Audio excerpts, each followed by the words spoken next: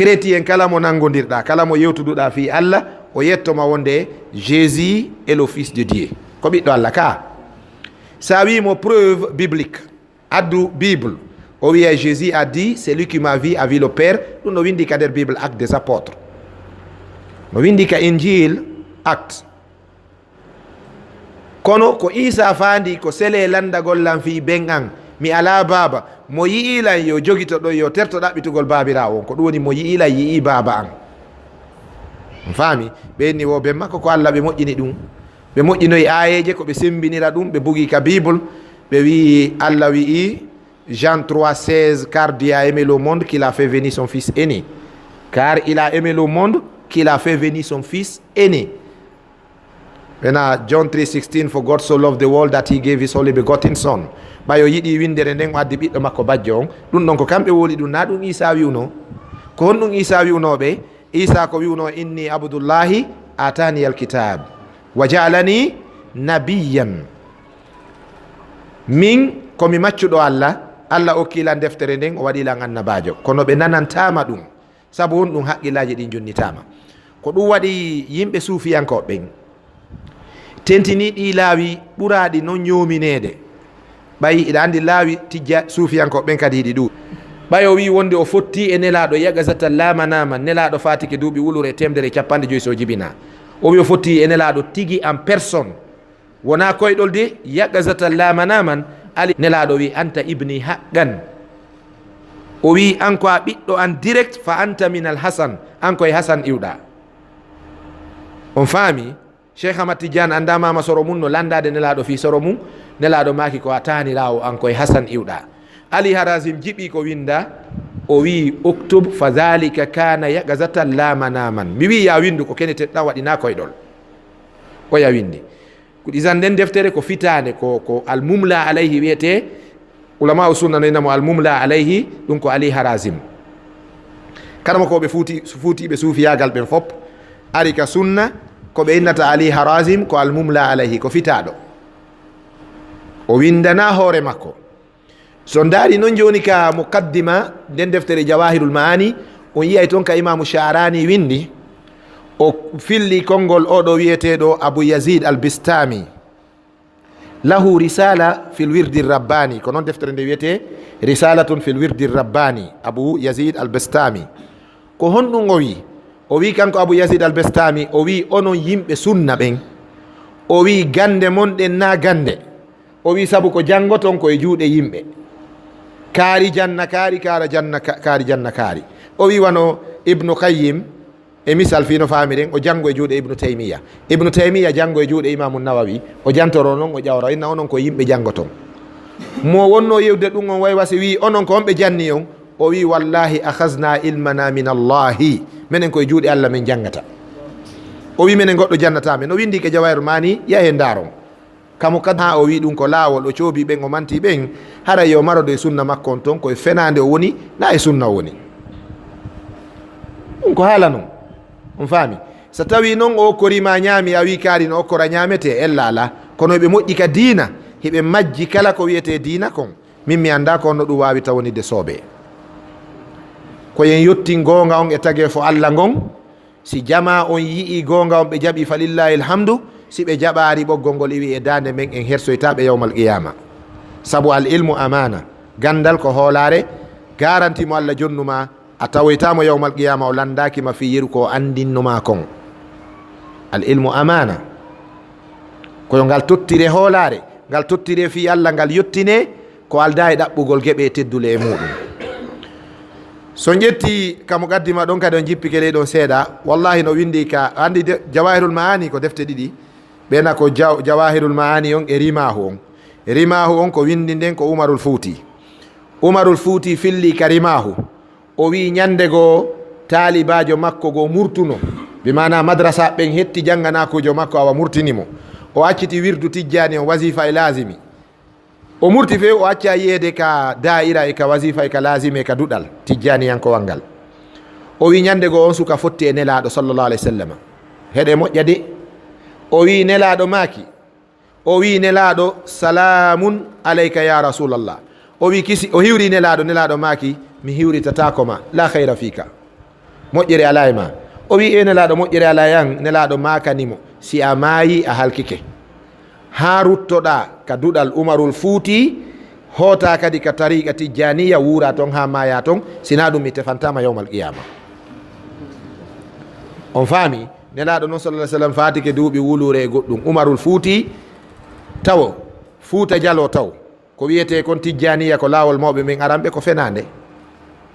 sabu ado cheikh ahmad tidiane jibinede tawi fuuta dialo darni juliddaje waɗi jihadi ko hitande onde cheikh ahmad tidiane jibina ko en 1735 1735 yahe ndaron ka defte ko nden hitande o jibina 1735 wulure e temeɗɗe jeeɗi e capantati e joyi fuuta dialo noon tawi waɗi haare talansa nden en 1725 hakkunde 1725 e 1735 on ɗum adi ko hombo noon sinci lawol tijjaniyal ngol cheikhuhum ahmada tijjani ka wona kanko sinci joni noon ko duuɓi joyi ɓaawo duuɓi sappo ɓaawo nde fuuta dialo waɗi jihadi o jibina isan kanko e fuuta ko hombo adi ka islam fuuta no attimo ka islam ko ɓuri kadi wonde preuve palpable wonde fuuta dialo tawi darni julide ɗo geeli talansan ɓay ɓe wi talansan 1725 ɓe rewi kankalaɓe ɓe didi julide nden kankalaɓe ɓe yehi piili miili ɓe didi julide nden piili miili fuuta yamiri yo julide nden piili miili ade juulirede juma kono ko nde kankalaɓe ada didede ɗum ko en 1725 o geelike tawi noon ado ɗum juulidaje darnama saabu juulirde nden timbo ko nde darna ko 1682 on faami 1682 1682 juulirde nden timbo darna juulirde nden kankan alpha modiya juulirde nden kankan ko nde darna ko en 1690 juulirde timbo nden no atti nde kankan nde noon timbo ko mandeng e fuuta darni nde ko on tuman ɓe iwi ɗon ɓe ari ɓe darni suudu alma mako ngun fugumba fuuta dialo ittani mandeng julɗe tati julle tati fiisi alma mi fuutano taranede metelol ko be mandeng adda député ɓe maɓɓe ɓen e nder fuuta dialo tato ɓen ɗon tawe e tarangol alma mi fuuta metelol tellement qu'il y avait la fraternité entre le Fouta et le mandeng koko démocratie woni en lancande ɗo hande hari ala ko weldi lagina ha yoti pullo e maninkajo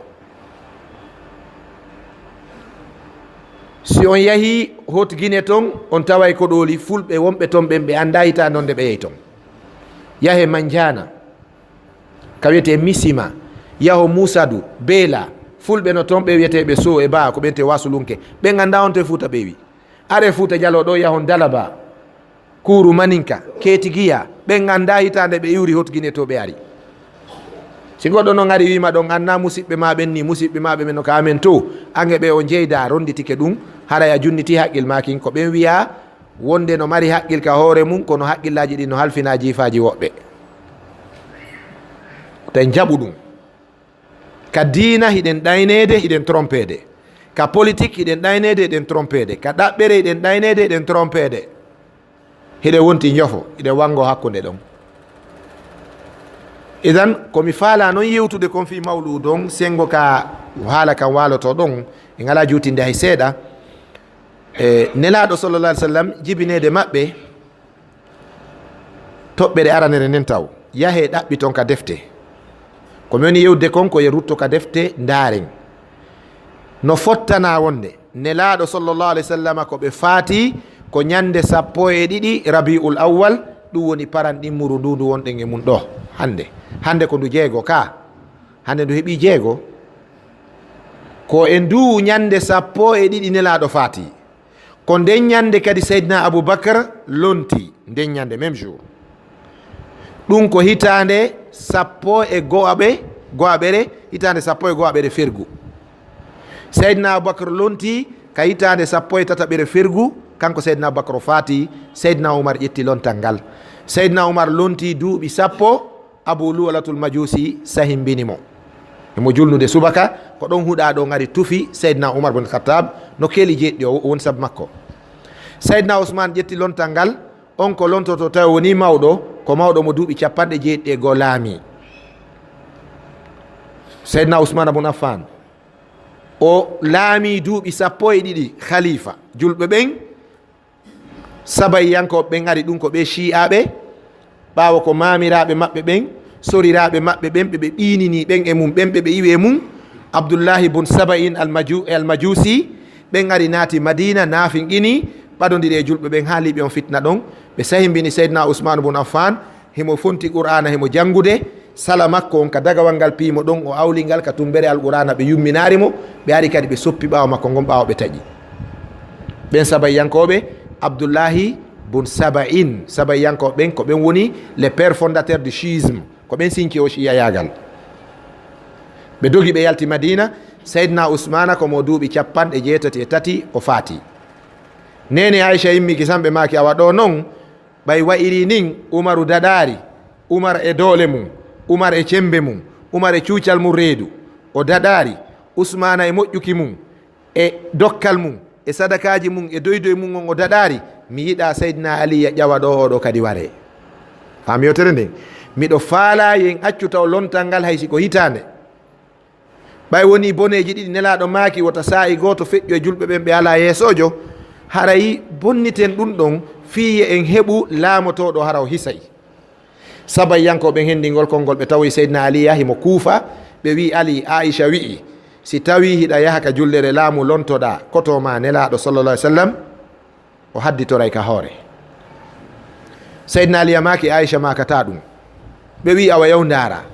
ɓe ari ɓe yeeti seydna ali honno seydna nene aicha mo madina ɓe wi ali formi ko no kuufa emo arde joni o laamora e forcé o tetta e daɗe sahaba ɓen fof o jooɗo ka jullere laamu si a hoolaki yaltu madina si on fottata namenen haalanma nene aicha ƴetti yoga e sahaba ɓen abou moussa al ashari no tawa e maɓɓe ɓe yaltide ɓen ɓe ari ɓe fotti ka wiyete wadul fatimiya ɗon ko ɗon ɓe fottuno ko feƴƴi ɗon kon hunduko wata fillade ɗum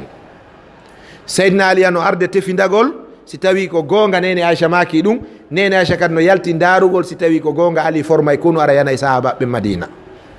ɓe fotti ɓe koɓɓi ɓe anda sahaba ɓe ganda ko pirindini ɓe tawi ko fenade ɓe sabayyankoɓe shi'aɓe faami